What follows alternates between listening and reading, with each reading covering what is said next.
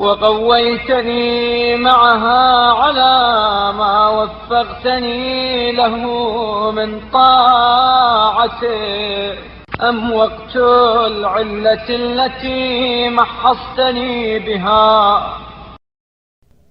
اور اس کے ساتھ اپنی اطاعت کی توفیق دے کہ اس سے عہدہ برا ہونے کی قوت بخشی، یا یہ بیماری کا زمانہ جس کے ذریعے میرے گناہوں کو دور کیا. والنعم التي أتحفتني بها تخفيفا لما ثقل به على ظهري من الخطيئات.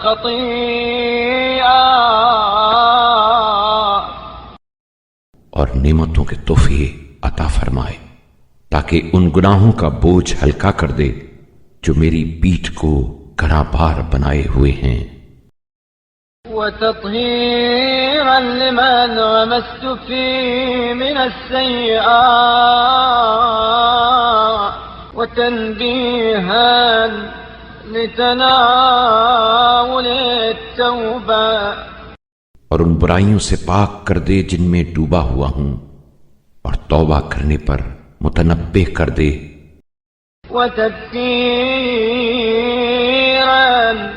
لمحو الحوبة بقديم النعمة. اور گزشتہ نعمت تندرستی کی یاد دہانی سے کفران نعمت کے گناہ کو محو کر دے. وفي خلال ذلك ما كتب لي الكاتبان من زكي الأعمال. اور اس بیماری کے اثنا میں کاتبان اعمال میرے لیے وہ پاکیزہ اعمال بھی لکھتے رہے.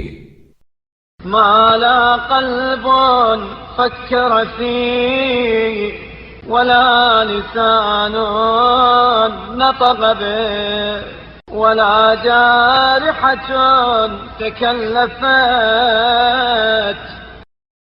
جن کا نہ دل میں تصور ہوا تھا، نہ زبان پر آئے تھے، اور نہ کسی عضو نے اس کی تکلیف گوارا کی تھی.